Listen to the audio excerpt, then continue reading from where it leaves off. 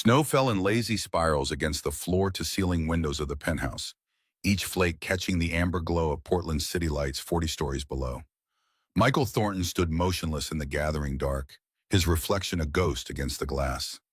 The silence pressed in from all sides, thick and suffocating, despite the vastness of the space behind him. Emma's fifth birthday party had ended an hour ago. 15 children had run screaming through the marble hallways, their laughter echoing off walls that cost more per square foot than most families earned in a month. The cleaning service had already swept through like an efficient tide, erasing every trace of joy. Pink balloons, half-eaten cake, scattered gift wrap, all of it vanished as though the afternoon had never existed. His daughter slept now in her bedroom down the hall, exhausted from the sugar and excitement. She'd smiled all day, played every game, thanked every guest with the careful politeness he'd drilled into her. But when the last child left and the door click was shut, Emma had looked up at him with those serious gray eyes, Sarah's eyes, and asked the questions she asked every few weeks. Her small voice had wavered just slightly.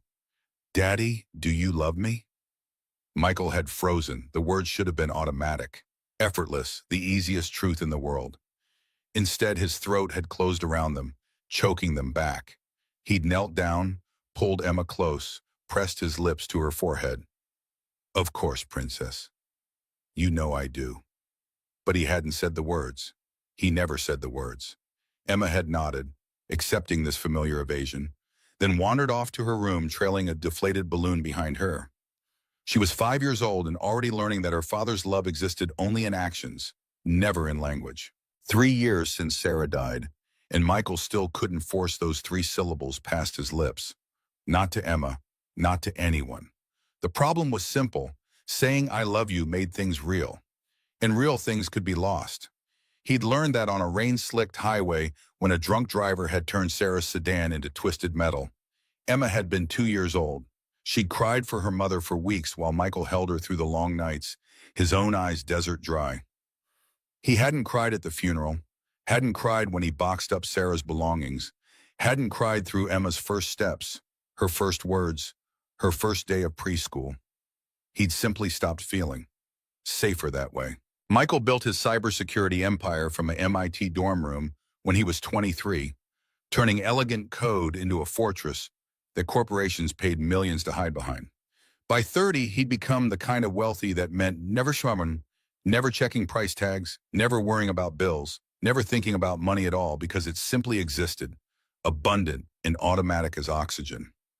The kind of wealthy that bought penthouses with views of everything and connection to nothing. The kind of wealthy that couldn't buy back what mattered. He'd met Sarah when Emma was born 6 weeks early, her tiny lungs struggling for every breath in the NICU. Sarah had been the night shift nurse who'd sat with him through those desperate hours, her calm competence the only solid thing in a world gone liquid with terror. She'd shown him how to touch Emma through the incubator ports, how to let his daughter know she wasn't alone, even when medical equipment outnumbered her fingers and toes. They'd married 4 months later. It had been fast, impulsive, perfect. Sarah had made him laugh, made him feel, made him believe the world could be kind. For 6 years it had been. Then it wasn't. Victoria Ashford had swept in after the funeral, all elegant efficiency and genuine concern. She'd been Sarah's closest friend from nursing school, the maid of honor at their wedding, Emma's godmother. She'd organized the memorial service, fielded the endless condolence calls, made sure Michael remembered to eat. In those first fog-shrouded months, Victoria had been indispensable. Somewhere along the way, her help had shifted into something else. Small touches that lingered. Meaningful looks. She'd started staying later when she came to help with Emma, orchestrating reasons to return. Michael had been too numb to notice until she'd sat him down one evening and laid it out plainly. Her voice had been gentle, reasonable. "Emma needs a mother. You need a partner. We already work well together." Sarah would have wanted this. The ring had been beautiful, the proposal logical. Michael had said yes because saying no required energy he didn't have, because Victoria was right about Emma needing a mother, because some part of him thought maybe this was what moving forward meant. The engagement had lasted 6 months, a limbo period where Victoria had rearranged his life like furniture, making space for herself in every corner. 2 weeks before the wedding, Michael had looked at Victoria across the breakfast table and realized he felt absolutely nothing. Not love, not even comfort. Just a vast, empty compliance. He'd called it off that afternoon, watching Victoria's face cycle through shock to hurt to a cold fury she tried to mask as understanding. She'd left quietly, taking all her carefully curated belongings. "When you're ready," she'd said at the door, her smile sharp and patient, "I'll still be here." That had been 2.5 years ago. He hadn't spoken to her since, though she remained on the board of the Veterans Community Center he funded. David, his head of security, mentioned occasionally that Victoria asked about him. Michael never responded. He'd retreated further into the numbness after that, focusing on Emma and work in equal measure, letting both fill the hours so he didn't have to think about the hollow space where his heart used to be. Emma had everything money could buy, the best schools, the finest toys, a full staff to meet her every need. Everything except a father who could tell her he loved her. Michael's breath fogged the window. The temperature had dropped significantly since sunset, the first real winter storm of December settling over the city. He should check on Emma, make sure her room was warm enough. She'd kicked off her blankets in her sleep since she was a baby. Instead, he stood, paralyzed by the familiar weight pressing down on his chest. The weight that had nothing to do with physical mass and everything to do with the crushing awareness that he was wasting the life Sarah had lost.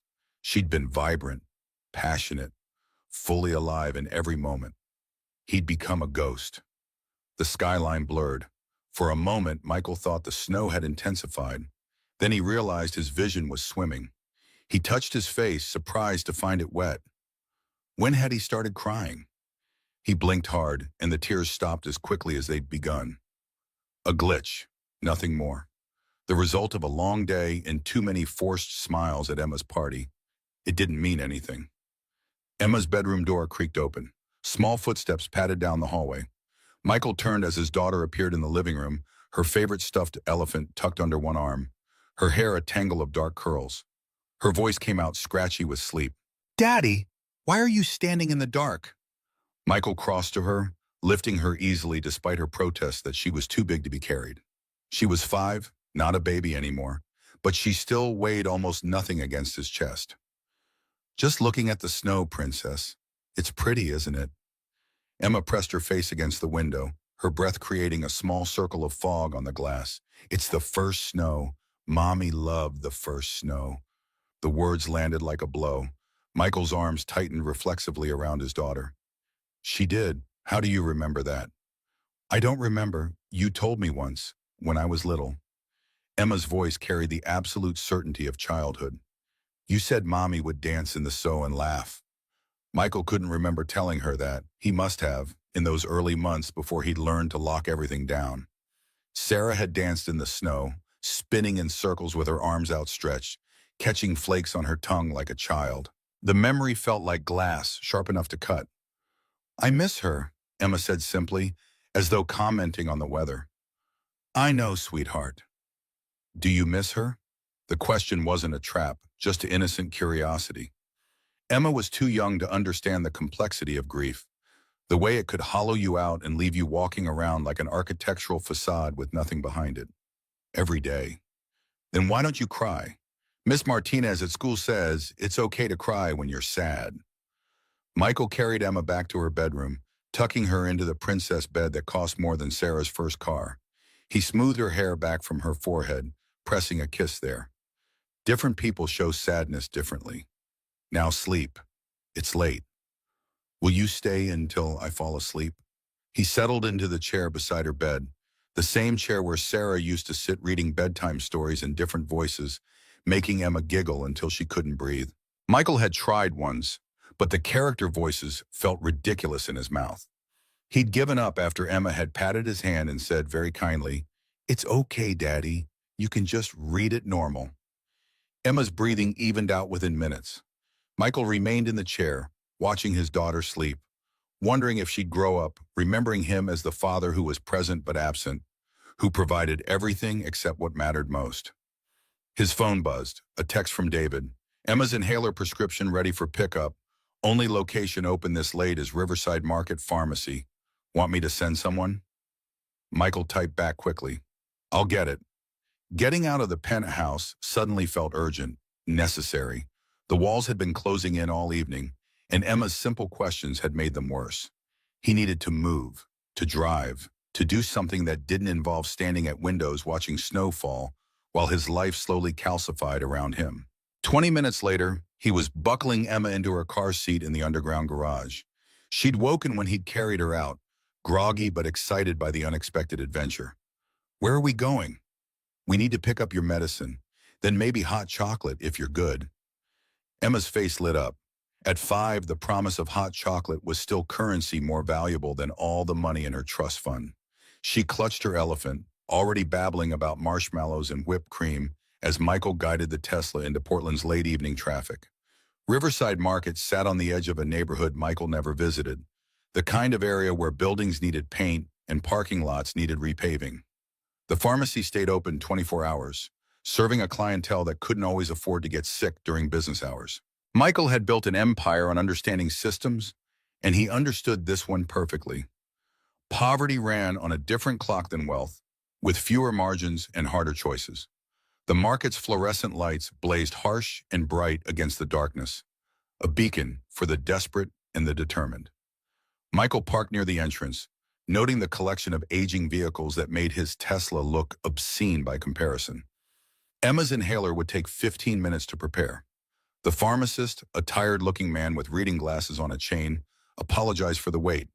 Michael waved it off and turned to find Emma already halfway down the juice aisle, magnetized by the colorful bottles. Emma, stay close. But she'd spotted something, tugging his hand with insistent 5-year-old urgency. Daddy, they have the apple juice, the organic kind from the farm. Michael followed her pointed finger to a shelf of glass bottles with hand-drawn labels. The same juice she'd been obsessed with for the past month. The kind his assistant could order by the case, but Emma insisted tasted better when they bought it, like normal people. All right, 1 bottle. Emma clutched it triumphantly, already chattering about having it with breakfast. Michael was steering her back toward the pharmacy when he saw the woman at the checkout. She stood with her back to him, shoulders curved inward as though trying to make herself smaller, disappear into the worn fabric of her navy winter coat. A shopping cart beside her held the kind of sparse collection that spoke of calculations and compromises. Generic bread, store-brand oatmeal, a small bag of frozen vegetables, and a large blue can of hypoallergenic formula. The cashier, a kid with a name tag reading Kevin, and an expression of terminal boredom, scanned items with mechanical efficiency. Each beep of the scanner made the woman's shoulders tense further. Michael should have looked away, should have minded his own business, collected Emma's prescription, gone home to his temperature-controlled penthouse where the most pressing concern was whether the cleaning service had properly arranged the imported Italian sofa cushions. Instead, he found himself watching as the total climbed on the small screen. $31, $38, $41. The woman's hand crept into her coat pocket, emerged with a worn leather wallet that looked like it predated the current century. Kevin's voice carried the flat affect of someone who'd witnessed this scene too many times to register it as tragedy. That's $31.42. The woman opened her wallet. Michael glimpsed a few crumpled bills, some loose change. Her hands started shaking. The words came out barely audible. I'm sorry, I have to put something back. Kevin waited, his finger hovering over the keyboard with the patience of the professionally indifferent. Behind the woman, other shoppers shifted their carts, the small sounds of collective impatience creating a wall of judgment. Michael felt something crack in his chest, a sharp, sudden pain like ice breaking. Emma tugged his hand, her voice curious rather than concerned. Daddy, why does that lady look so sad? He couldn't answer, couldn't look away. The woman's trembling fingers reached for the formula can, touched the cool metal with a gesture that looked like goodbye. When she pushed it across the counter toward Kevin, her face stayed carefully blank. But Michael saw the tears she was fighting back, the way her jaw clenched with the effort of not crying in public. This one. I need to put this one back. The words cut through the market's mundane noise like a blade. Michael's vision blurred. He blinked hard, surprised to find his face wet. When was the last time he'd cried? At Sarah's funeral? Before that, Emma's whisper was awed. Daddy, you're crying. Michael touched his face, his fingers coming away damp. He was crying, actually crying, tears sliding down his face in the bright artificial light of a grocery store while strangers moved around him, absorbed in their own small dramas. The realization should have embarrassed him. Instead, it felt like waking up after a long sleep, every nerve ending suddenly alive and screaming. The woman paid for her remaining items with exact change, counting out coins while Kevin bagged her sparse groceries with the efficiency of someone who'd stopped seeing the people he served years ago. She took the single plastic bag, head bowed low, and walked toward the exit like she was trying to make herself invisible. Michael's body moved before his mind fully processed the decision. He knelt down to Emma's level, his voice coming out rough and strange. Sweetheart, I need you to wait right here with Mr. Henderson for just a minute. Emma knew Henderson, the off-duty security guard Michael kept on retainer for moments exactly like this. The older man stood by the entrance in plain clothes, his kind face and calm demeanor, making him perfect for watching over a 5-year-old. Henderson gave a slight nod, understanding immediately. Emma trusted him, so she agreed without fuss, clutching her organic apple juice like a prize. Michael walked back to the checkout lane, his heart hammering with an urgency he hadn't felt in 3 years. He grabbed the blue formula can the woman had abandoned, then moved quickly through the aisles collecting items. A rotisserie chicken from the hot food case, still warm in its plastic dome. A bag of fresh apples, a loaf of artisan bread. His hands moved on instinct, choosing things Sarah would have chosen, things that said someone cares rather than here's charity. At the toy aisle, he stopped. Among the cheap plastic and garish colors sat a small stuffed rabbit, soft gray fur and delicate pink ears.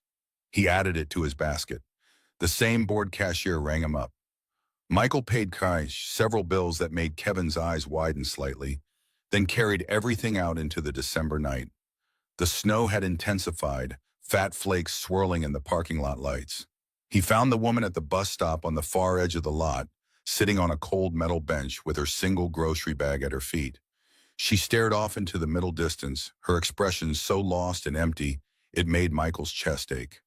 His footsteps were quiet on the pavement, but she jumped anyway when he spoke, startled. "Excuse me?" The woman looked up, eyes widening as she took in the well-dressed stranger holding grocery bags. Her first instinct was clearly suspicion, and Michael couldn't blame her. Men who approached women alone at night rarely brought anything good. He held out the bag with the formula.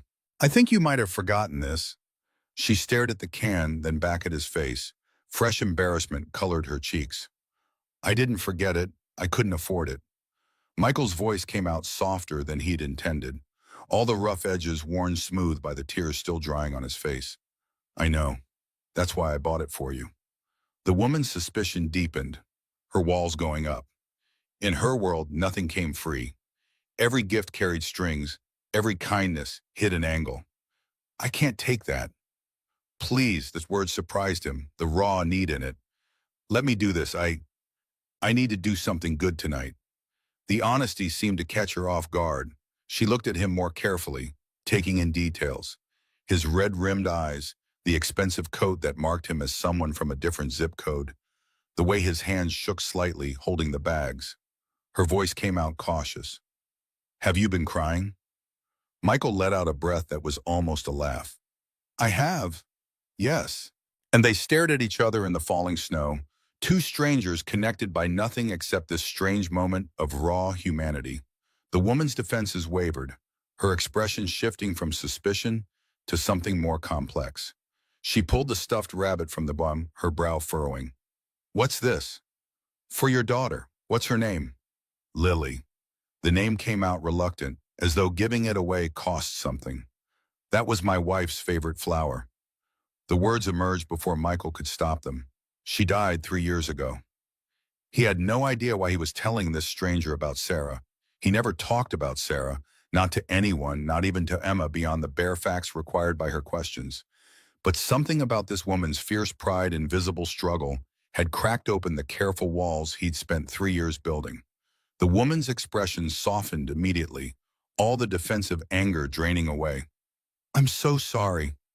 I have a daughter too, Emma. She's 5. Michael gestured toward the market where Henderson stood with Emma, visible through the glass. It's cold out here. The bus can take a while. I'd be happy to give you a ride home. My car is just over there. He indicated the Tesla. The woman looked at it, then back at him, her internal debate visible on her face. Pride warred with practicality, with the fierce protective love that drove every decision she made. I couldn't possibly— Please, Michael said again. I insist. It's no trouble at all. He reached down and picked up her grocery bag before she could protest further, his fingers brushing hers for a brief second. An unexpected warmth shot through him at the contact, something electric and alive that made him sharply aware of his own heartbeat.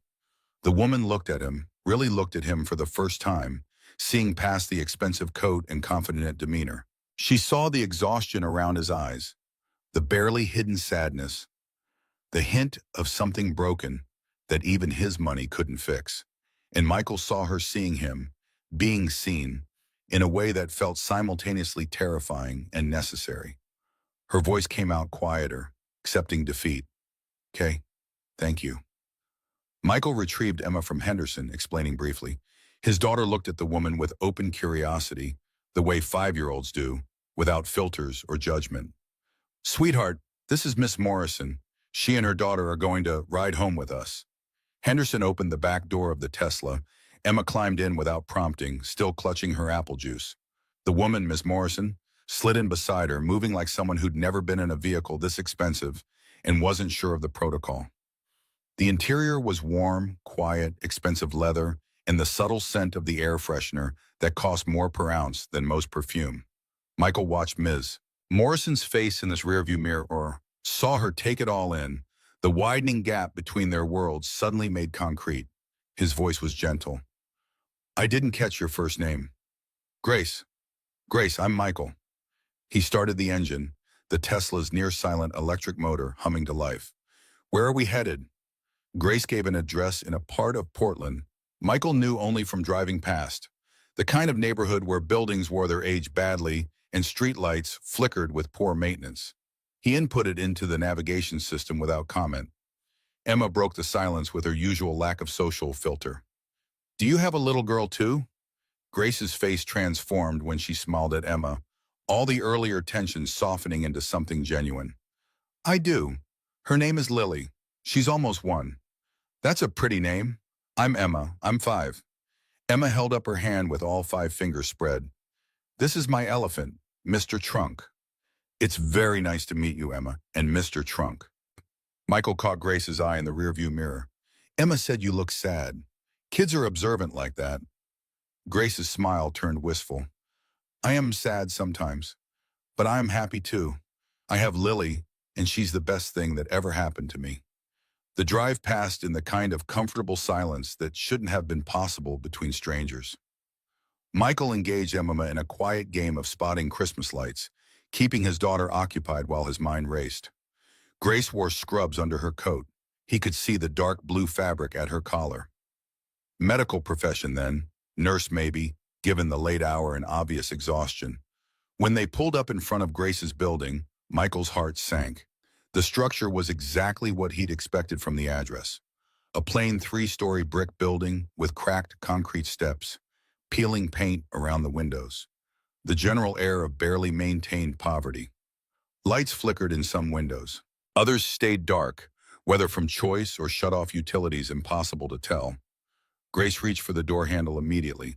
Thank you so much. You've been incredibly kind. Let me help you with the bangs. You've already done so much. Really, I can manage from here. Michael was already out of the car, gathering her groceries from the trunk. I'm sure you can, but I'd like to help. There was that quiet authority again, the tone that had closed million-dollar deals and convinced investors to bet everything on his vision. It worked on Grace too, though her expression said she knew exactly what he was doing. Fine, but just to the door. The building's security door hung slightly crooked on its hinges, the lock broken. Michael followed Grace up 2 flights of stairs, each step worn smooth in the center from decades of feet.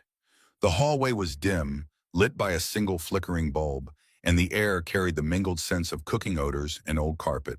Grace's apartment was at the end of the hall, behind a door with peeling paint and a worn welcome mat that had seen better decades. She fumbled in her pocket for her keys, her hands still shaking slightly from cold or stress or both. Before she could get the door open, a happy gurgle came from inside. Through the thin walls, Michael heard a baby's delighted sounds in an older woman's soothing voice speaking soft Spanish. Grace got the door open. Inside, the apartment was tiny. Michael could see the entire space from the doorway. Living room, kitchen corner, a door to what must be the single bedroom, another to a bathroom.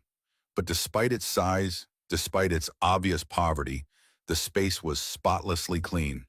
Framed photographs sat on a small bookshelf next to a stack of library books. A few toys lay in a playpen in the corner. The baby, Lily, pushed herself up when she saw Grace, her face lighting with pure joy.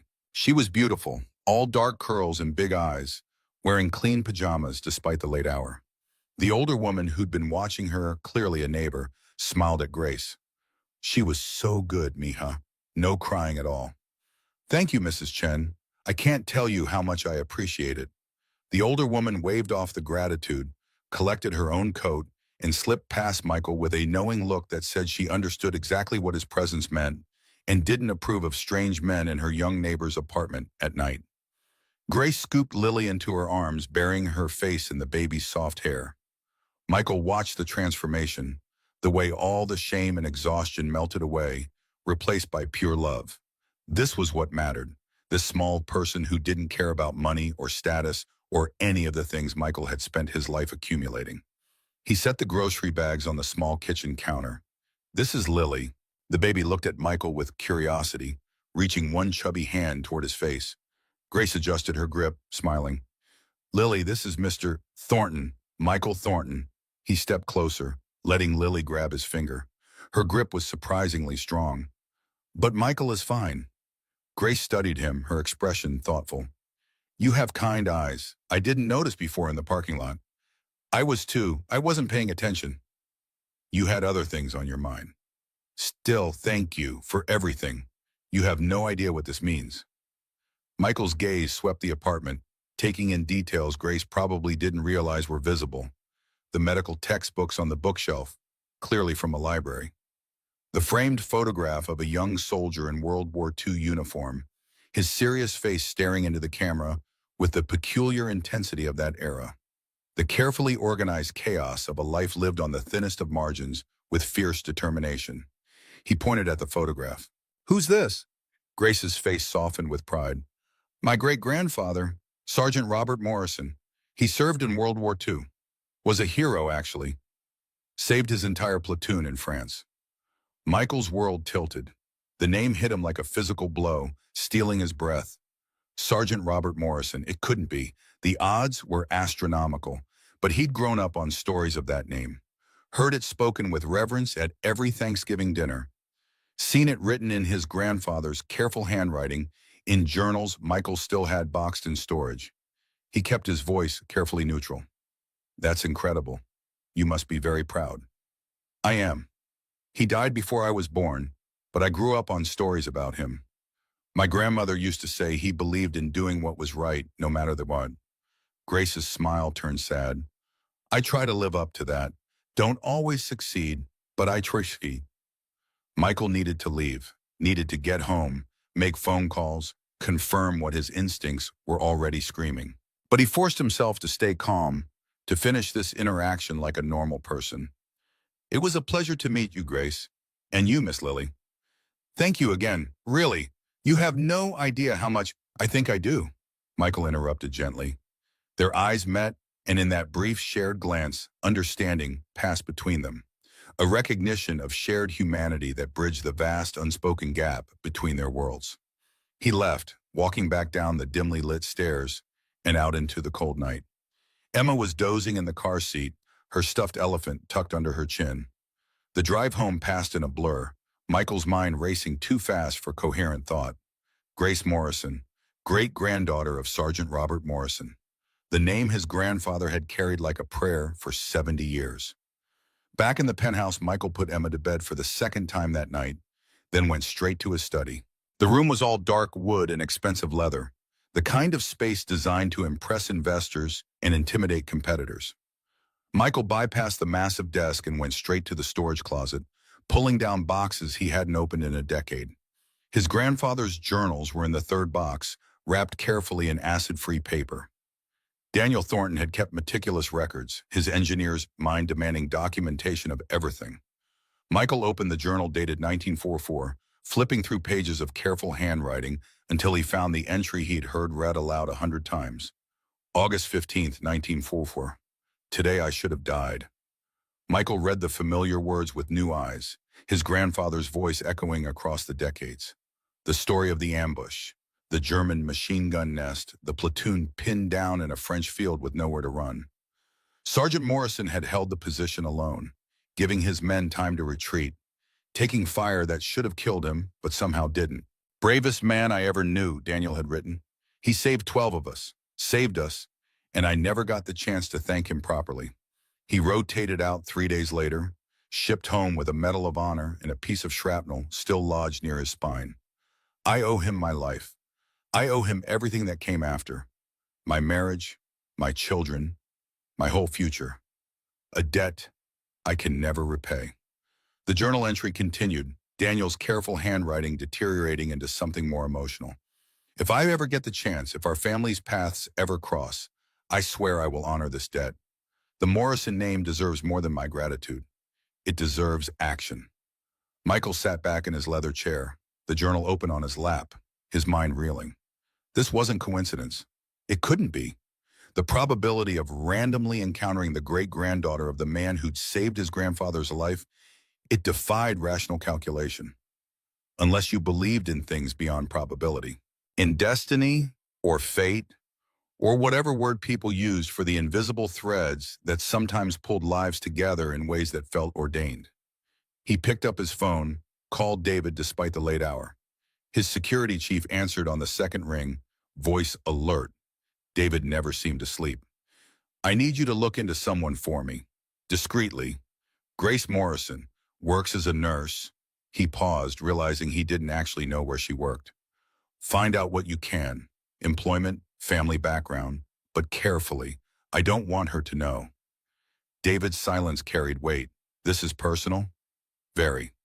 I'll have something for you by morning. Michael ended the call and sat in the dark study, his grandfather's journal still open on his lap. Through the windows he could see the snow still falling, the city lights creating halos in the darkness. His chest felt strange, tight and aching, but in a way that wasn't entirely unpleasant. For the first time in 3 years, he felt something. Not the numbing grief that had become his default state, not the careful control he wore like armor. Something raw and real and almost frightening in its intensity. Hope. He stood, carrying the journal down the hall to Emma's room. His daughter slept peacefully, her small chest rising and falling with the easy rhythm of childhood. Michael sat in the chair beside her bed, the same chair he'd occupied earlier, and let himself really look at his daughter. She was growing up, 5 years old, about to start kindergarten, becoming a person with opinions and preferences and questions he couldn't always answer. Time was moving forward whether he participated or not. Sarah was gone, had been gone, would stay gone no matter how tightly he held on to his grief. And Grace Morrison existed in the world, struggling and fighting and trying to build a life for her daughter with nothing but determination and a war hero's legacy. Michael opened the journal again, reading Daniel's words one more time. Then he did something he hadn't done since the funeral. He spoke out loud to Sarah, his voice barely a whisper in the darkened room. I met someone tonight, a woman at the grocery store. She was trying to buy formula for her baby and couldn't afford it. Emma stirred but didn't wake. Michael kept his voice low. I helped her, bought her groceries, drove her home, and I found out she's the great-granddaughter of the man who saved your grandfather's life. The debt he carried his whole life. He paused, the words catching in his throat. It can't be coincidence, can it, that I'd meet her now when I've been so lost? The silence of the room offered no answers. Michael hadn't expected any. He wasn't sure he believed in signs or meant-to-be moments, but he believed in honoring debts, in doing what was right no matter the cost, in living up to the legacy of people like Sergeant Robert Morrison and Corporal Daniel Thornton, who'd understood that some obligations transcended generations. I think I need to do something. I don't know what yet, but something. He closed the journal, holding it against his chest. I hope you'd understand. I hope you'd approve. The first real tear in 3 years had fallen in a grocery store.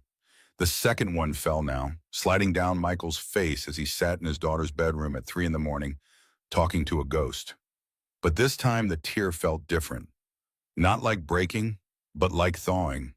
Like the first crack in ice before the spring thaw, painful but necessary. He wiped his face, stood, and walked back to his study. Sleep felt impossible. Instead, he opened his laptop and began researching veterans programs in Portland, nonprofit organizations that help military families, gaps in services that money could fill. By the time dawn broke over the city, Michael had the outline of a plan. It was audacious, possibly insane, definitely the kind of thing that would require careful execution. But it felt right in a way nothing had felt right in 3 years. He would create a scholarship program. No, more than that, a comprehensive support system for the descendants of war heroes. Education funding, living stipends, healthcare assistance, everything Grace needed and more, all wrapped in a package that honored her great-grandfather's legacy instead of making her feel like charity. David called at 7 a.m. I have preliminary information on Grace Morrison. Go ahead. 27 years old, registered nurse specializing in pediatric care, worked at Portland General Hospital until 18 months ago when Lily was born. Currently works 3 night shifts per week at the same hospital, barely covering expenses. No family except the great-grandfather's legacy. No criminal record. Excellent employment history before the baby. She's drowning financially but keeping her head above water through sheer force of will. Michael closed his eyes. Portland General, where Sarah had worked, where they'd met, another thread in this impossible tapestry. And the great-grandfather? Sergeant Robert Morrison, Infantry, World War II. Medal of Honor recipient for actions in France, August 1944. Saved 12 men during an ambush. Your grandfather, Corporal Daniel Thornton, was one of them. David's voice carried new respect. This is about the war? This is about paying a debt 75 years overdue. Understood. What do you need from me? Contact the Veterans Community Center. I want to make a substantial anonymous donation with specific stipulations about how it's used. I'll send details this morning. Michael worked through the day, canceling meetings, ignoring emails, focusing entirely on building the framework for his plan. By evening, he had it mapped out. The Morrison Legacy Fund, named after a hero, designed to help his descendants and others like them. Grace would be the first recipient, but not the only one. The program would be legitimate, above board, something that could stand up to scrutiny. The hardest part was staying away. Every instinct urged Michael to go back to that neighborhood, knock on Grace's door, hand her a check, and solve all her problems immediately. But he'd seen the pride in her eyes, the fierce independence that kept her fighting despite impossible odds. A direct handout would be an insult to that strength. No, this had to be done carefully. She had to believe the opportunity was earned, not given. That her great-grandfather's legacy had created a door, and she was walking through it on her own merit. 3 days later, Grace Morrison received a phone call from the Veterans Community Center asking her to come in for an interview. Michael, watching from a distance through David's discreet inquiries, allowed himself a small smile. The wheels were in motion. The debt was being repaid. And for the first time since Sarah died, Michael Thornton felt like he might be capable of feeling something again. He stood at his penthouse window one more time, watching snow fall on Portland. But this time Emma was beside him, her small hand in his. She looked up at him, serious. Daddy, you're smiling. I am. Why? Michael squeezed her hand gently. Because I think something good might be about to happen, Princess. What kind of good? The kind where we help someone who deserves it. The kind your mother would have liked. Emma considered this gravely, then nodded her approval. Then I like it too. They stood together in the gathering dusk, father and daughter, watching the city below them come alive with lights. And for the first time in 3 years, the silence didn't feel suffocating. It felt like possibility. Grace Morrison's life transformed in the span of a single phone call. Mrs. Patricia Gable's warm voice through the receiver carried an invitation that sounded too good to be real, the kind of opportunity that didn't happen to people like Grace. The interview took place on a Wednesday afternoon. Grace wore her only professional outfit, black slacks and a white blouse she'd pressed 3 times to get the creases exactly right. Lily stayed with Mrs. Chen, who'd waved off Grace's stammered gratitude with the brisk efficiency of someone who understood what it meant to be alone in a city that didn't care. The Veterans Community Center occupied a modest building on the east side, its walls covered with black and white photographs of servicemen and women spanning decades of conflict. Grace's hands trembled as she filled out paperwork in the waiting area, her great-grandfather's generation staring down at her from the frames. Mrs. Gable proved to be exactly what her voice promised. A woman in her 60s with silver hair and eyes that had seen enough hardship to recognize it in others without judgment. The interview flowed easily, Grace's passion for veterans' issues genuine and unforced. She spoke about growing up with Robert Morrison's legacy, about understanding sacrifice from the inside out. "You're exactly what we need here, Grace." Mrs. Gable's smile carried warmth that had nothing to do with professional politeness. "Your connection to this work is evident." Grace's heart had soared. Then Mrs. Gable delivered the blow with genuine regret shading her features. "Unfortunately, the administrative position filled this morning. I'm so sorry." The familiar weight of defeat pressed down. Grace stood, gathering her purse, already calculating which minimum wage jobs she could add to her hospital shifts. "Thank you for your time." "Wait." Mrs. Gable's hand gestured for Grace to sit again. "Something unusual happened yesterday. Our largest benefactor established a new program, the Veterans Families Opportunity Fund. It provides monthly stipends and full tuition coverage for descendants of decorated service members." Grace sat slowly, not trusting her legs. "I don't understand." "You'd be the first recipient. $4,000 monthly for 2 years, plus complete tuition coverage for any accredited nursing program." Mrs. Gable slid paperwork across the desk. "The benefactor specifically requested we prioritize local families with World War II connections." The numbers didn't make sense. Grace had spent 2 years learning to count every dollar, and this amount belonged to a different mathematics entirely. Who would do this? "He prefers anonymity, simply believes in honoring those who served." Mrs. Gable's expression held something knowing, something Grace couldn't quite interpret. "The opportunity is yours if you want it." Grace's vision blurred. She thought of Robert Morrison, of stories her grandmother had told about a man who believed doing right mattered more than doing easy. She thought of Lily sleeping peacefully in Mrs. Chen's apartment, deserving more than hand-me-down clothes and constant worry. "Yes." The word came out steady despite the tears tracking down her face. "Yes, I want it." 2 weeks later, Grace moved into a 2-bedroom apartment in a neighborhood where children played outside without supervision and the streetlights all worked. The space cost more than her previous place, but remained well within the stipend's range. She furnished it slowly from thrift stores, each piece chosen with care. Lily bloomed in the new environment. Her babbling crystallized into recognizable words, mama and no, and more. Her wobbly steps gaining confidence on carpet that didn't smell like decades of accumulated cooking grease. Grace enrolled in Portland State's online nurse practitioner program, her classes scheduled around Lily's naps and bedtime. The work was brutal. Grace spent her days as a full-time mother, her nights bent over a laptop while coffee went cold beside her. Medical terminology blurred into pediatric assessment protocols into pharmacology until her eyes burned. But exhaustion carried a different weight now. Purpose instead of desperation. She thought often about the anonymous benefactor, composing mental thank you letters she could never send. In her imagination, he was an elderly veteran himself, someone who understood the particular burden of inherited legacy. She wrote an actual letter, pouring her gratitude onto paper in careful handwriting, and gave it to Mrs. Gable with instructions to pass it along. The stranger from the grocery store remained a separate memory, filed away in a different part of her heart. That moment of unexpected grace existed on its own, unconnected to the scholarship that was rebuilding her life. 3 months into the program, Mrs. Gable called again. "We're hosting a reception Friday evening to officially launch the fund. As our first recipient, it would mean everything if you'd attend and speak. Just a few minutes about what this opportunity has meant." Grace's stomach clenched. Public speaking ranks somewhere between root canals and house fires on her list of terrors. Mrs. Gable, I really don't. Our primary benefactor will be there.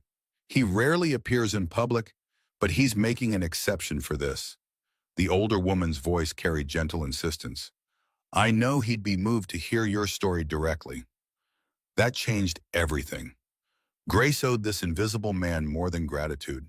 She owed him acknowledgement, the dignity of facing him and saying thank you out loud. All right, I'll be there. The week crawled by in slow agony. Grace wrote and rewrote her speech until the words lost meaning. She borrowed a navy dress from a neighbor, hemmed it herself, pressed it until the fabric gleamed. On Friday evening, she dropped Lily with Mrs. Chen and drove her aging Honda to the community center, with her hands white-knuckled on the steering wheel. The main hall had been transformed with white tablecloths and small flower arrangements, modest but dignified. Grace recognized several faces from local veterans groups, city council members, people whose presence signaled this mattered to more than just her. She clutched her small purse, feeling desperately out of place despite the appropriateness of her dress. Everyone else moved with the ease of people accustomed to these events, their conversations flowing with practiced social grace. Then she saw him. Michael Thornton stood across the room in a perfectly tailored charcoal suit, talking to a councilman with the same quiet authority she remembered from the parking lot. Her heart executed a strange lurch, recognition flooding through her system before her mind fully processed what it meant. What was he doing here? Her stare must have carried physical weight because Michael turned mid-conversation, his gaze finding hers across the crowded room. Recognition flashed across his features, followed by something warmer, more personal. His smile transformed his entire face from handsome to beautiful. He excused himself and began walking toward her. Each step he took gave Grace's mind more time to race through possibilities, to try making sense of his presence. Donor? Volunteer? Board member? The pieces started clicking together with dizzying speed. A major benefactor who preferred anonymity. A man making a rare public appearance. A program specifically for descendants of war heroes. No, it was too impossible. Too much like something from dreams, rather than the sharp-edged reality Grace inhabited. Michael reached at her, and his voice carried the same kindness she remembered. Grace, it's good to see you again. She barely managed his name. Michael, what are you doing here? I could ask you the same thing. His smile widened slightly. Though I think I might have an idea. Mrs. Gable materialized beside them with the impeccable timing of someone who'd been watching for this exact moment, her face bright with pleasure at their obvious recognition. Oh, wonderful, you two have met. Grace, this is Mr. Michael Thornton. He's the generous soul we all have to thank for tonight. The world performed a slow rotation. Grace stared at Michael, her mouth slightly open, unable to form coherent words. The formula, the stuffed rabbit, the ride home through the snow, all of it had been him. Not two separate acts of kindness from two different strangers, but one man weaving through her life like a thread she hadn't known to follow. You. The word came out barely above a whisper, heavy with disbelief and something else she couldn't name. Michael's expression softened with understanding. He'd known this moment was coming, had prepared for it. Grace had walked in blind. Maybe we could step outside for a moment. It's quieter on the patio. Grace nodded mutely, letting him guide her through a side door into the cool evening air. The patio was small and empty, the sounds from the reception muted through the brick walls. She leaned against the railing, needing something solid beneath her hands. I don't understand. Her voice shook. Why would you do all this? Michael moved to stand beside her, his gaze lifting to the darkening sky before returning to her face. It's complicated, but the story starts a long time before either of us were born. He told her then, his voice low and weighted with history, about Corporal Daniel Thornton and Sergeant Robert Morrison, about a forgotten battle in France where 12 men should have died and didn't because one man held a position alone against impossible odds, about a debt carried across 75 years, passed from grandfather to grandson like an inheritance more valuable than money. My grandfather never forgot that day. He spent every Thanksgiving for the rest of his life toasting Robert Morrison, the man who gave him his future. Michael's hands gripped the railing. He taught me we have a responsibility to honor the people who came before us, to carry their legacy forward. Grace listened with every nerve ending alive, the story washing over her in waves that felt like coming home. This wasn't charity. It was something deeper, more sacred than simple generosity. When I saw you in the store, I didn't know who you were. I just saw someone who needed help. Michael turned to face her fully. But later, when I found out you were Robert Morrison's great-granddaughter, I knew it wasn't coincidence. It was a chance for my family to finally honor the debt we owed yours. I grew up hearing about him. Grace's voice came out thick with unshed tears. He was just a photograph on a bookshelf, a name attached to stories. You've made him real for me. You're the one building his legacy now, taking this opportunity, creating a future for Lily. That's the greatest honor you could give him. They stood in comfortable silence, the space between them charged with understanding that required no words. Grace saw past the expensive suit and the millions in his bank account to the grandson of Daniel Thornton, a man trying to do right by his family's past. And Michael saw the great-granddaughter of Robert Morrison, a woman with the same steel spine that had held a position against impossible odds. Michael, there you are. I've been looking everywhere. The sharp feminine voice shattered the moment. A tall woman appeared in the doorway, her designer suit probably costing more than Grace's entire wardrobe. Blonde hair fell in perfect waves and her smile gleamed with practiced brightness that didn't reach her cold blue eyes. Victoria, Michael's tone shifted to something more formal, careful. I was getting some air. This is Grace Morrison.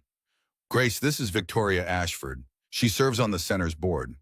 Victoria's gaze swept over Grace in a single dismissive assessment that took in the borrowed dress, the second-hand shoes, every visible marker of economic difference. Morrison, oh, you're the recipient. How lovely. The word recipient emerged coated in condescension so thin it almost passed for politeness. Almost. Grace extended her hand anyway. It's a pleasure to meet you. Victoria ignored the offered hand entirely, her attention already back on Michael. She tucked her arm through his with the possessive ease of long familiarity. They're about to start the speeches, darling. You promised you'd sit at my table. Michael gently but firmly extracted his arm. I'll be in shortly, Victoria. I need to finish speaking with Grace. Victoria's smile tightened for a fraction of a second before her composure reassembled itself.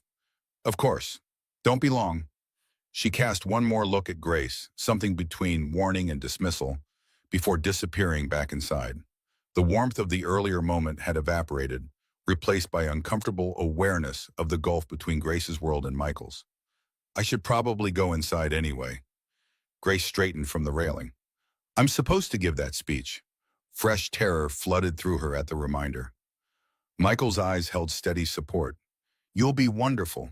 Just speak from your heart. The podium seemed miles away when Grace finally stood behind it. Her prepared speech, the one she'd agonized over for days, fled from her memory completely. She looked out at the assembled crowd and saw not strangers, but the weight of expectation, the burden of representation. Then her eyes found Michael in the front row, his gaze encouraging, and something inside her settled. She thought of Robert Morrison, of Lily sleeping peacefully at Mrs. Chen's apartment, of 3 months of studying until her eyes burned because someone had believed she deserved the chance. 3 months ago, I stood in a grocery store and had to choose between my baby's formula and my pride. Her voice came out quieter than she'd intended, but steady. I chose my pride, and I've never felt more ashamed in my life. The room went silent. Grace kept going, letting the truth pour out unfiltered. She talked about the crushing weight of trying to provide, about the particular humiliation of failing at something as basic as feeding your child. She spoke of her great-grandfather not as a distant hero, but as the standard she tried to meet every single day. This fund is more than financial support. It's a message that says, we see you. It says the sacrifices of our ancestors aren't forgotten. It says their legacy lives in the opportunities we create for their families. Her gaze found Michael again. Thank you for giving my daughter a future. Thank you for giving me back my hope. The applause when she finished felt earned rather than polite. Several older veterans in the audience wiped their eyes openly. People stopped her on the way back to her seat, shaking her hand, thanking her for her honesty. Michael waited at his seat, something bright and unnameable shining in his expression. "I told you you'd be wonderful." Across the room, Victoria watched the exchange with lips pressed into a thin line. Mrs. Gable approached Grace 2 weeks later with another opportunity. "Michael Thornton's foundation is looking for a program coordinator, someone to help run and expand the Veterans Initiative." The older woman's smile carried knowing warmth. "I recommended you." Grace's first instinct was refusal. Working for Michael felt like crossing a line, blurring boundaries that should stay clear. But Mrs. Gable made a compelling case. Grace understood veterans' families from the inside, had lived experience that complemented her nursing background. The position was 20 hours weekly, flexible around her studies and Lily. The interview took place in Michael's downtown office, all glass and steel and intimidating modernity. He was professionally cordial, maintaining careful distance, asking questions about her vision for the program and her ability to evaluate applications objectively. Grace matched his formality, presenting herself as competent and qualified rather than grateful and overwhelmed. When he extended his hand at the end, "Welcome to the team, Grace," the contact lasted only a second, but she felt its echo long after. The work proved challenging in the best possible way. Grace reviewed applications from families across Oregon, each story a variation on her own theme of struggle and determination. She developed criteria for evaluation, created streamlined processes, wrote recommendation reports for Michael's approval. Their weekly meetings settled into professional routine. They met in conference rooms with other staff present, discussed metrics and budgets, maintained the careful distance appropriate between employer and employee. But Grace noticed small things: how Michael always ensured fresh coffee waited before their meetings, how he remembered details about Lily's milestones, how his shoulders relaxed slightly when they talked about the families they were helping. She noticed, too, the way her heart rate increased when his name appeared on her calendar, how she chose her outfits more carefully on meeting days, how she found herself thinking about him at odd moments when she should have been focused on coursework. This was dangerous territory. Michael was her boss, her benefactor, a man still grieving his wife. Grace was his employee, his charity case, a single mother with no business entertaining feelings that could only lead to complications. She pushed the awareness down, buried it beneath layers of professionalism and gratitude. The chance encounter happened on a Saturday in late June. Grace had taken Lily to the Portland Children's Museum, a treat they could finally afford thanks to the stipend. Lily toddled through the water play area with the determined focus of a scientist conducting important research, her clothes soaked and her laughter infectious. "Miss Grace!" Emma Thornton appeared from nowhere, launching herself at Grace with 5-year-old enthusiasm. Michael followed more slowly, his casual jeans and t-shirt making him look younger, less intimidating than the suited executive from their weekly meetings. Emma's excitement bubbled over. "Can Lily come to my house to play? Please? Daddy, can they come over?" Michael met Grace's gaze over his daughter's head, his expression apologetic but hopeful. "We don't want to impose, but we were about to get hot chocolate. You're welcome to join us." Grace should have declined, should have made polite excuses and maintained the boundaries. But Emma had already grabbed Lily's hand with proprietary affection, and Lily was giggling at the attention. And Michael's eyes held a warmth that had nothing to do with employer-employee dynamics. Just for a little while. The cafe near the museum was cozy and crowded, filled with families enjoying the weekend. They squeezed around a small table, Lily secured in a high chair, while Emma sat proudly on a regular chair beside her, both girls sticky with whipped cream and chocolate within minutes. Michael watched them with an expression Grace couldn't quite interpret. When she caught him staring, he didn't look away. "Emma really likes you. She talks about you all the time." "She's easy to like. You've done an amazing job raising Ben." Something flickered across Michael's face. Gratitude mixed with pain. "I try. I'm not always." The words trailed off, unfinished. Grace reached across the table on impulse, her hand briefly touching his before she caught herself and pulled back. The contact left her skin tingling. "You're doing better than you think." They stayed at the cafe longer than intended, the conversation flowing with unexpected ease. Michael talked about Emma's upcoming kindergarten graduation, her obsession with organic apple juice, her habit of asking impossible questions at bedtime. Grace shared stories about Lily's newfound vocabulary, most of which consisted of no, and her daughter's determination to climb everything vertical. When they finally left, Emma extracted a promise from Grace that they'd have a proper playdate soon. Michael handed Grace his personal cell number, their fingers brushing during the exchange. "Text me when you are free. Emma won't let this go." Grace saved the number under Michael Work, as though the label would maintain boundaries that increasingly felt artificial. The playdate happened the following weekend at Michael's penthouse. Grace had expected intimidating wealth, but the reality still stole her breath. Floor-to-ceiling windows showcasing the entire city, furniture that belonged in magazines, the kind of space where her entire apartment could fit in the living room alone. But Emma's bedroom was filled with normal toys and princess sheets, and Michael was apologetically burning lasagna in the kitchen when they arrived. "I wanted to cook myself, probably should have stuck with takeout." Grace found herself laughing, genuinely at ease despite the surroundings. "I appreciate the effort." They ate the slightly burnt lasagna at the kitchen island, while Emma and Lily played nearby, the domestic simplicity at odds with the penthouse setting. After dinner, Michael suggested they step onto the balcony while the girls watched a movie. The city spread out below them, lights beginning to twinkle as dusk settled.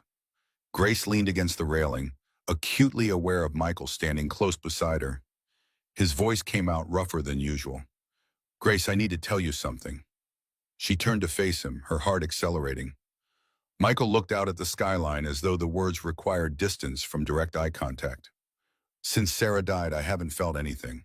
Couldn't cry, couldn't feel joy, couldn't even tell Emma I loved her." His hands gripped the railing. "I became really good at going through motions, providing everything except what actually mattered." Grace's throat tightened. She wanted to reach for him, but held back, letting him find his way through whatever he needed to say. "But when I saw you in that grocery store, something woke up inside me. For the first time in 3 years, I felt something." He finally met her gaze. "And being with you now, seeing how you are with Lily and with Emma, talking to you about nothing important, I feel alive again." The confession hung in the air between them, heavy with vulnerability. Grace's hands trembled. "Michael, I think I'm falling in love with you." The confession emerged rough and unpolished, as though he'd been holding it back for months. "I know it's complicated. You work for me. I'm still grieving in ways I don't understand. But being with you makes me feel alive again." Grace moved closer, closing the distance between them. "Then stop overthinking and just feel. If this is too much, if you need me to back off," she cut him off by taking his hand. "I'm already in love with you, Michael. I've been trying not to be for months now, but apparently I'm not very good at denial." His eyes widened, surprise and hope warring across his features. Then he was pulling her close, his lips finding hers in a kiss that started gentle and turned desperate. When they finally broke apart, Michael's face was wet with tears. "I'm sorry, I didn't mean to." Grace kissed the tears away. "Don't apologize for feeling. That's the whole point." They agreed to keep the relationship quiet for now. Too many complications existed. The power dynamic at work, public perception, Victoria's presence on the board. But over the next months, they carved out stolen time. Dinners at Michael's house where the girls played while Grace helped cook. Weekend trips to the zoo where they held hands when Emma and Lily weren't watching. Late-night phone calls after both children were asleep. Michael slowly thawed, his emotional range expanding week by week. He smiled more easily, laughed without it sounding rusty. He still couldn't say, "I love you." The words stuck in his throat every time he tried. But Grace saw love in his actions, in the way he memorized Lily's favorite foods and bought books for Grace's classes, and texted her good morning every day without fail. In early October, the foundation hosted a small donor dinner at an upscale restaurant downtown. Grace attended in her professional capacity, sitting with other staff members while Michael worked the room. She watched him navigate conversations with practiced ease, struck again by how different he seemed in this element. Victoria Ashford was there too, impossibly elegant in designer black, moving through the crowd with proprietorial confidence. Grace noticed how Victoria's gaze tracked Michael, how she positioned herself to intercept his path repeatedly. Later, after the formal program ended, Michael caught Grace's eye and tilted his head toward the exit. They'd perfected this silent language over months, communicating without words. Grace excused herself to use the restroom, then slipped out the side entrance where Michael waited.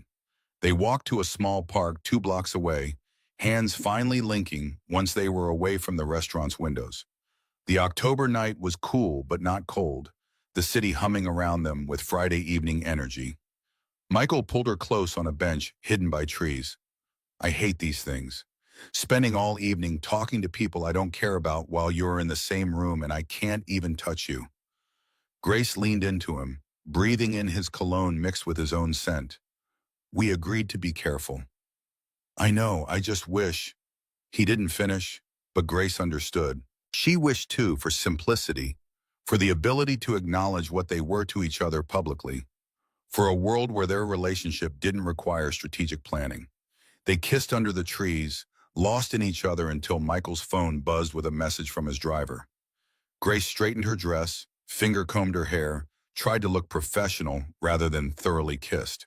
They walked back separately, Grace entering first and Michael following 5 minutes later. Neither noticed Victoria standing in the shadows across the street, her phone raised, capturing images that would destroy everything.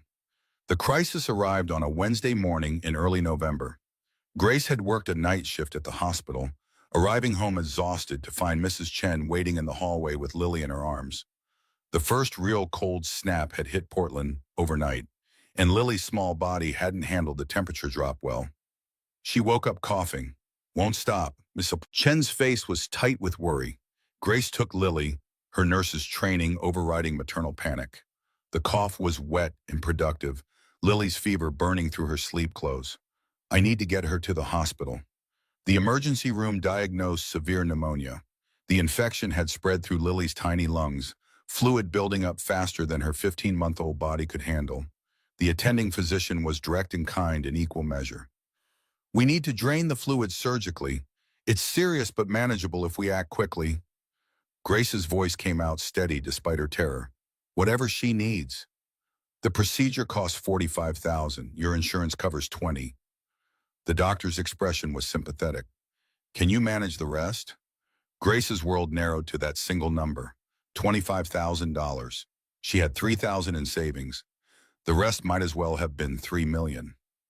Lily was admitted immediately, placed on oxygen and IV antibiotics. Grace sat beside the hospital bed, watching her daughter struggle for each breath, and felt panic threatening to swallow her whole. She could borrow from whom? Mrs. Chen barely scraped by on Social Security. She could work extra shifts, but Lily needed surgery now, not in 6 months. Michael's name appeared in her phone's contact list like an answer to prayers she hadn't voiced. Grace's finger hovered over the call button. Then she locked her phone. No, she'd already taken so much from him. She needed to solve this herself, prove she could stand without leaning on his money. By Monday evening, Grace had missed 2 foundation meetings and hadn't returned any messages. Michael showed up at the pediatric ward with Emma in tow, his face tight with concern. Why didn't you call me? Grace's defenses rose immediately. This isn't your problem. The hell it isn't. Let me pay for the surgery. No. The word came out sharper than she'd intended. She laughed against his chest, her ring catching the city lights below. His frustration leaked through the careful control. This is Lily's health. Your pride doesn't matter. It's not pride, it's dignity. Grace stood, needing distance from the intensity in his eyes. If I keep taking your money, I'll never be anything but your charity case. That's not, Grace. Please, please just go. Michael started to argue, then Emma appeared beside him, holding a pink ceramic piggy bank. The little girl walked straight to Grace, her face serious.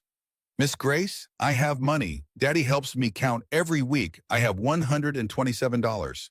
Emma held out the piggy bank with both hands. You can have it for Lily. She needs to get better so we can play together. Grace's composure shattered. She dropped to her knees, pulling Emma into a hug as sobs tore free from her chest. All the fear and exhaustion and desperate love she'd been holding back crashed over her in waves. Michael knelt beside them, his arms coming around both. Let me do this, please, not as your boss or your benefactor.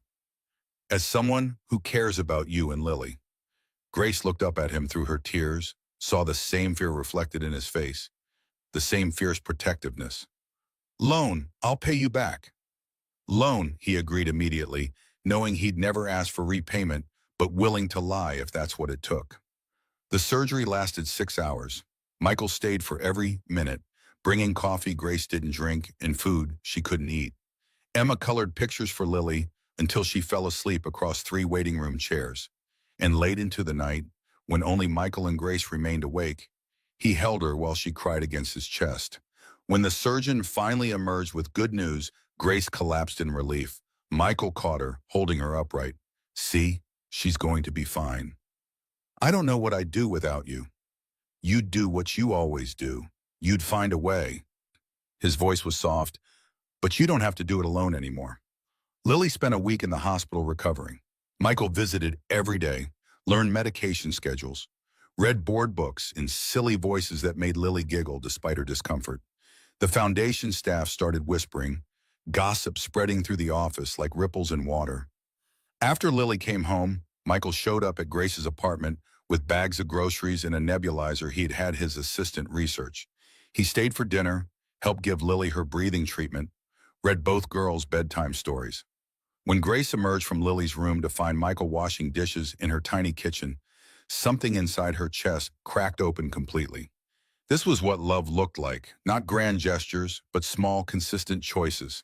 Showing up when things were hard, being present in the messy reality of life. A week later, Michael invited them to his penthouse for dinner. He cooked again, this time with considerably better results. And after the girls went to play in Emma's room, he pulled Grace onto the balcony where they'd first confessed their feelings. I want this, us, all the time, not just stolen moments. His hands cupped her face. I know it's complicated, but I don't care anymore. You make me remember what it means to be alive. Grace kissed him, pouring 3 months of careful restraint into the contact. I want that too.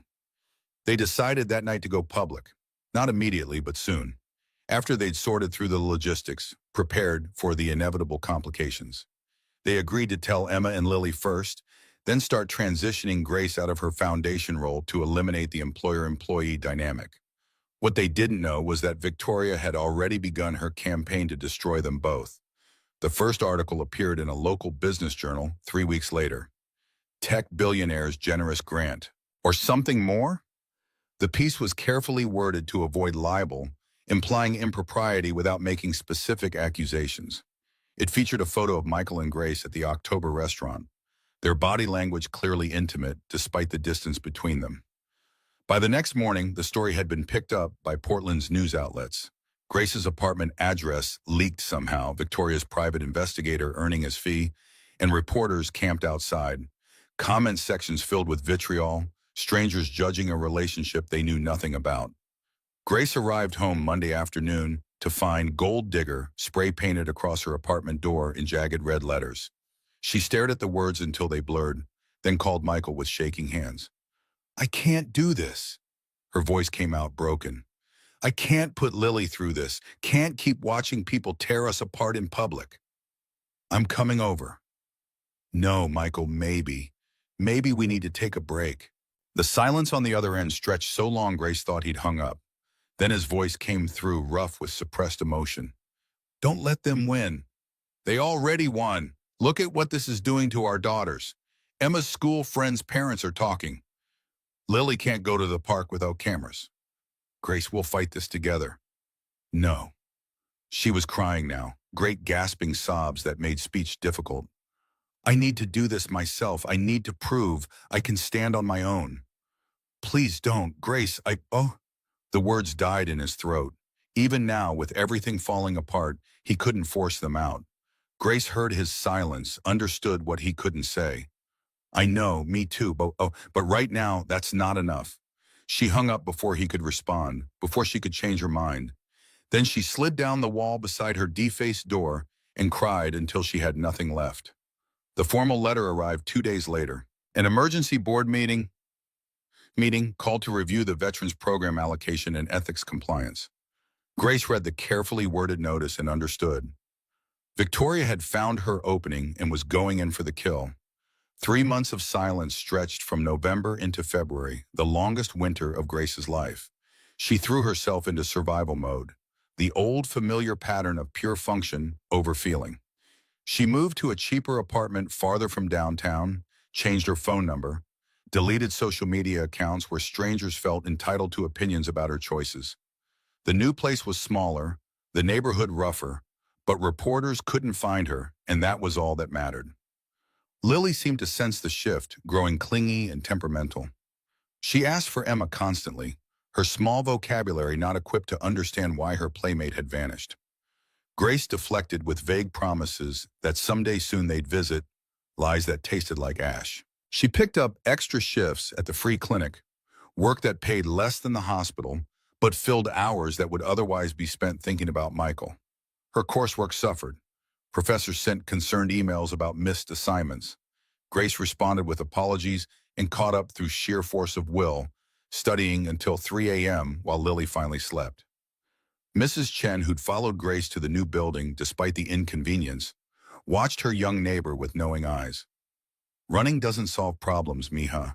Just makes your feet tired. Grace smiled without humor. Sometimes tired feet are easier than tired hearts. The single mother support group she joined met Wednesday evenings in a church basement. Grace sat in folding chairs with other women whose lives had imploded in various ways and learned that resilience wasn't about never falling.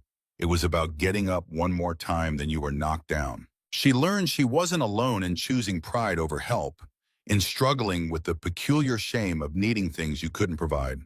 She learned, slowly and painfully, that accepting help wasn't the same as being helpless. Michael's journey through the separation took a darker path. He retreated into the emotional shutdown that had characterized the 3 years after Sarah's death, the numbness settling over him like snow bearing a landscape. Work consumed him. He missed Emma's school performances, forgot parent-teacher conferences, left the actual parenting to his staff. Emma noticed. Of course she noticed. Children always noticed.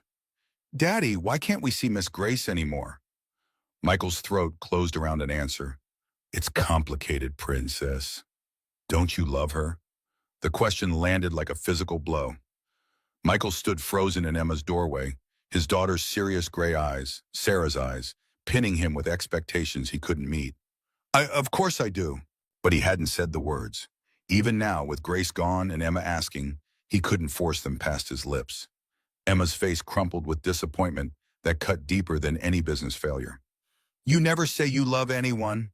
Mommy died and you never talk about her. And now Miss Grace is gone and you won't fight for her." Emma's sobs drove Michael from the room like a physical force. He stood in his own hallway, back against the wall, feeling the full weight of his daughter's accusation. She was right, about all of it. David found him there an hour later, still pressed against expensive wallpaper like it could hold him upright. "You need help, Michael. Real help." "I'm fine." "You're destroying yourself. And worse, you're destroying Emma." The words functioned like a slap. Michael looked at his oldest friend, his head of security, the closest thing he had to family beyond Emma. "I don't know how to fix this." "Start by talking to someone, a professional, someone who can help you process what you're too scared to face on your own." To Patricia Chen, Mrs. Chen's daughter, though Michael didn't make the connection initially, had an office in a modest building that specialized in grief counseling. She was younger than Michael expected, sharp-eyed and no-nonsense, with the particular directness of someone who'd seen enough pain to know when to be gentle and when to push. Their third session, she cut through his careful deflections with surgical precision. "You're terrified that if you love someone, you'll lose them. So you never let yourself say it, never make it real. But Michael, you already lost Grace by not fighting." The truth of it hit like a train. Michael's carefully constructed walls cracked, then shattered. He cried in that modest office for the first time since Sarah's funeral, great gasping sobs that hurt his chest and made his head pound. Chen sat quietly, letting him break, understanding that sometimes destruction was necessary for reconstruction. "I don't know how to tell her. The words won't come. Then show her first. Actions, then words. You'll find them when you're ready. The following December arrived with the first serious snowfall, 1 year almost to the day since she'd first met Michael in that grocery store. The city transformed overnight into something cleaner and quieter, as though nature wanted to mark the anniversary. Grace stood at her new apartment window, much smaller than the last one, with a view of a parking lot instead of trees, and watched fat flakes accumulate on cars below. Lily pressed her face to the glass beside her mother, delighted by the novelty. "Snow, Mama! Snow!" Grace lifted her daughter, holding her close, breathing in the baby shampoo smell of her hair. They'd survived worse than public scandal and lost love. They'd survived this too. The letter from the Veterans Community Center arrived the next afternoon. December 12th, she noted with grim irony, almost exactly 1 year since Michael had bought her that formula. The formal letterhead seemed deliberately cold. An emergency board meeting to review program allocation and ethics compliance. Grace read between the bureaucratic language and understood.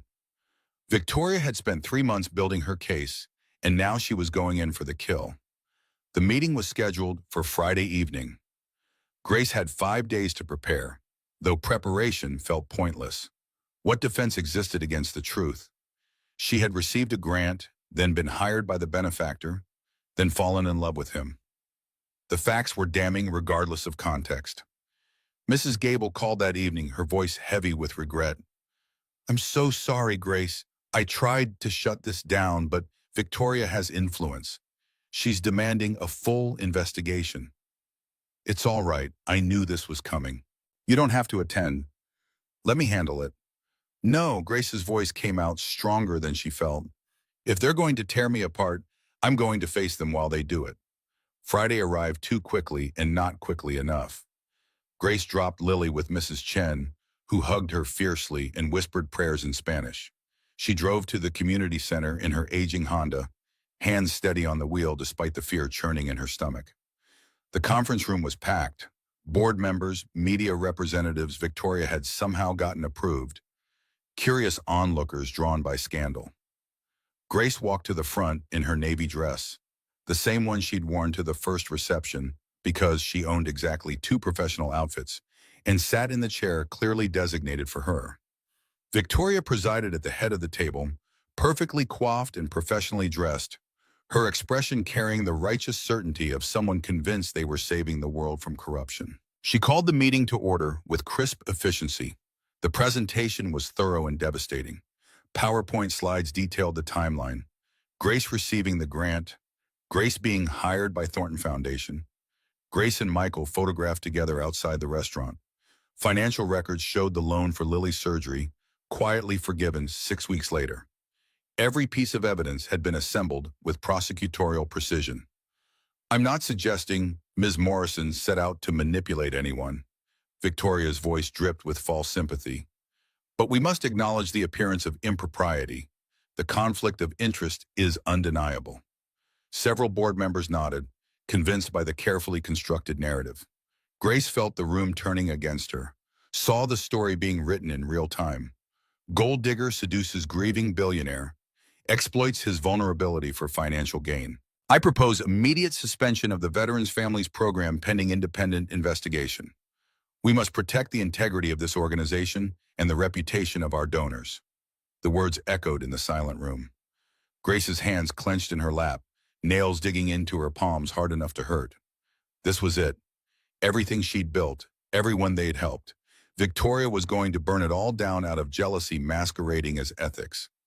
"May I speak?" Victoria's smile was patronizing. "This is board business, Ms. Morrison." Mrs. Gable rose from her seat, her voice sharp. "She has the right to address accusations made against her character." Grace stood, her legs shaking, but her voice steady. She looked directly at Victoria, seeing past the professional polish to the wounded woman underneath. "You're not doing this for program integrity. You're doing this because Michael chose me over you." Gasps rippled through the room. Victoria's face went white, then red. "That's completely inappropriate. I saw you that first night at the reception. The way you looked at him. The way you touched him like you owned him." Grace's voice stayed level, factual rather than accusatory. This isn't about ethics. This is about jealousy. The room erupted in whispers. Victoria tried to regain control, but Grace pressed forward. But let's discuss your accusations anyway. Yes, I received a grant based on my great-grandfather's service. Yes, Michael Thornton bought me groceries when I couldn't afford them. Yes, he created opportunities I was qualified for. And yes, I fell in love with him. Cameras flashed. Grace ignored them. But none of that was manipulation. I didn't know who he was when he helped me. I didn't apply for the grant. Mrs. Gable recruited me, and I didn't pursue Michael. We fell for each other despite trying not to. She turned to address the full board, her voice rising with passion. This program has helped 15 families in 18 months. Veterans' children are getting educations they deserve. Widows are receiving health care they need. And you want to destroy that because you don't approve of who I love? Her finger pointed at Victoria. That's not governance. That's revenge. The room fell completely silent. Then the double doors burst open and Michael strode through, David behind him carrying boxes of documents. Grace's heart lurched at the sight of him. Thinner than 3 months ago, exhaustion etched around his eyes, but present and here and fighting. Michael, I told you not to come. He reached her side, his voice quiet and only for her. I know, but I couldn't let you do this alone. Emma followed behind her father, clutching Mr. Trunk, her small face determined. Grace's throat closed. They'd brought Emma to this circus, this public dissection of adult failures. Michael turned to face the room, his presence commanding immediate attention. Victoria is correct about one thing. Grace and I do have a relationship that predates her grant. The room erupted again. Michael waited for silence, then continued. It goes back 75 years. He placed his grandfather's leather journal on the table with the reverence due a holy text. The worn cover fell open to pages marked with careful handwriting from another era.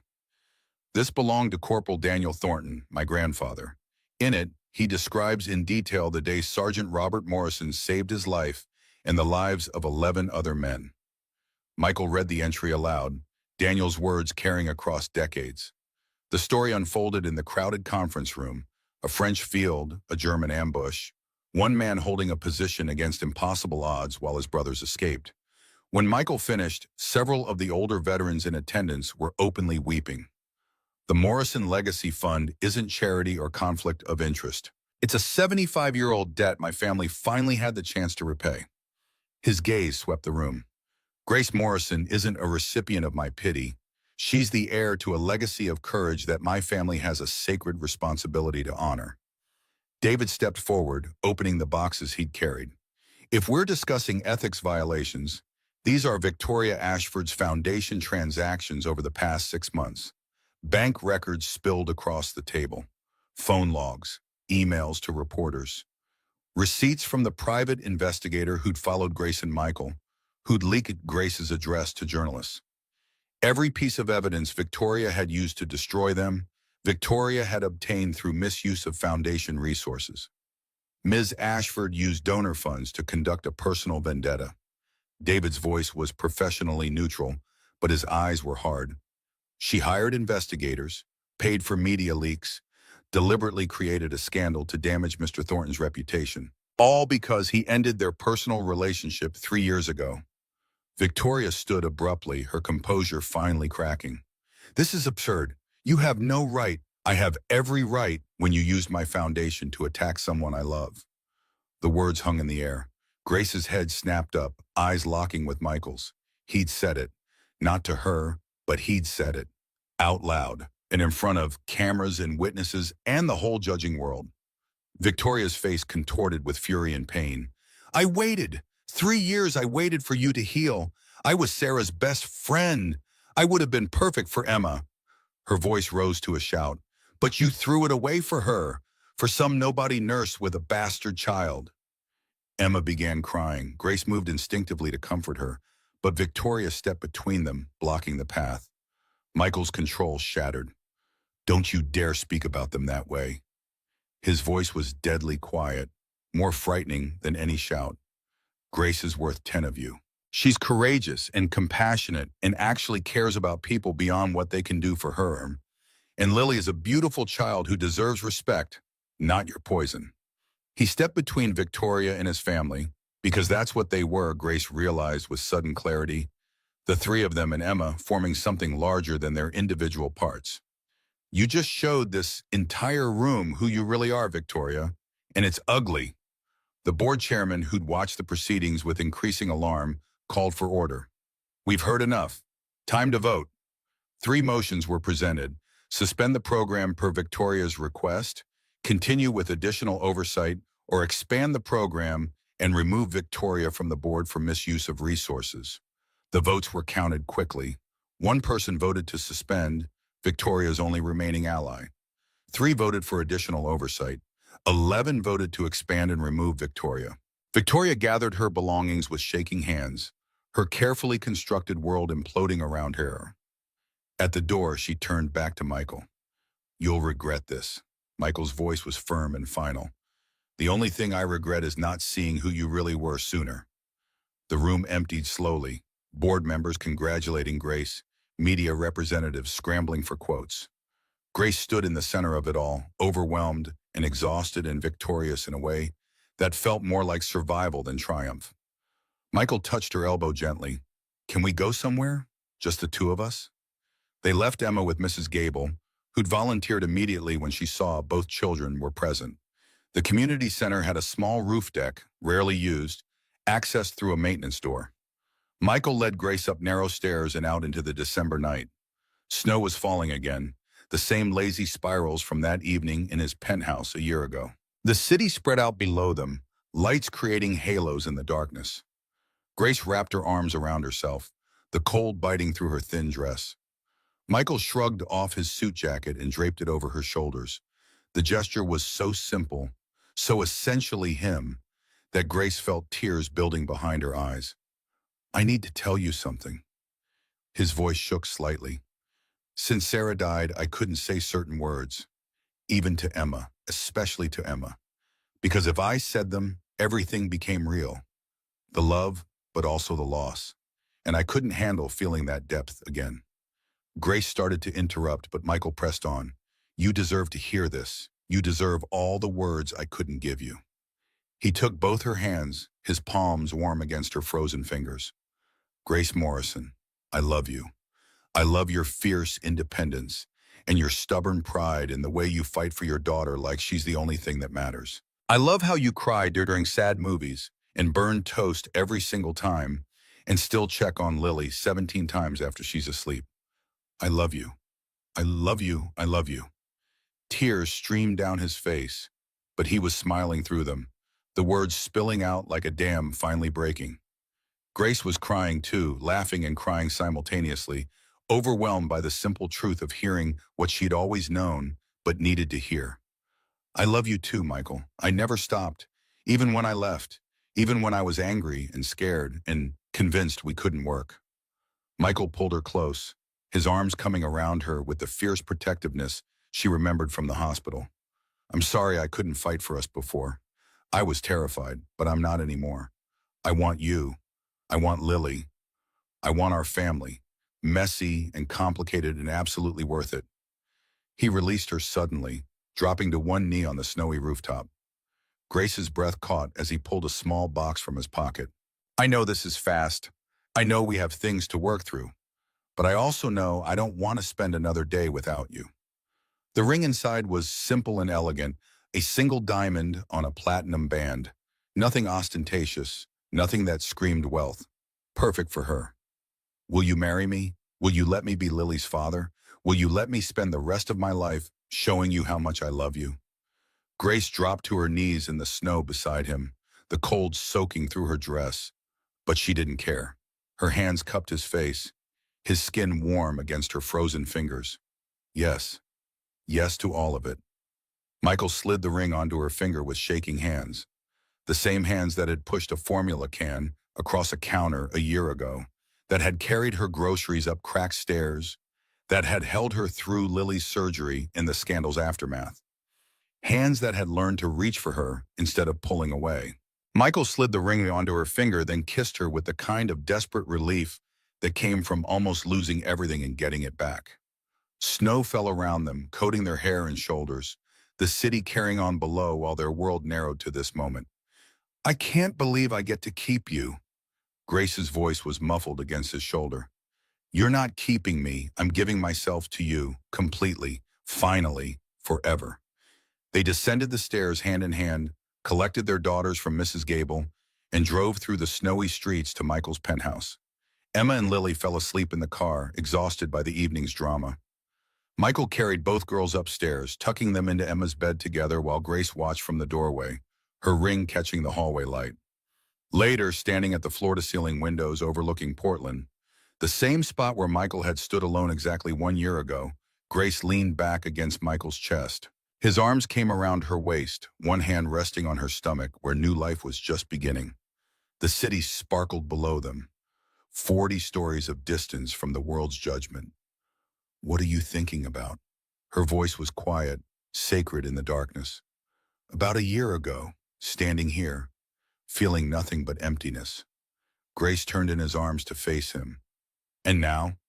Now I feel everything. And it's terrifying and beautiful, and I wouldn't change any of it for anything. He smiled. Not even the board meeting scandal. Really, not even that? Especially not that. It forced me to finally say what I should have said months earlier. They stood together, watching snow fall on the city, the same view transformed by context. Behind them, their daughters slept peacefully. Ahead of them, a future that had seemed impossible now felt inevitable. She laughed against his chest, her ring catching the city lights below. Beyond the window, snow continued falling on the city, the same snow that had fallen on Michael's isolation now blanketing their shared future. On the mantel across the room, Sergeant Robert Morrison and Corporal Daniel Thornton watched from their frames, two soldiers who'd never imagined their sacrifice would lead to this moment, 75 years later. Michael tightened his arms around Grace, feeling her heartbeat against his chest, and understood what his grandfather had tried to teach him. Some debts take a lifetime to repay, but the best ones transform into something far greater than obligation. They become love,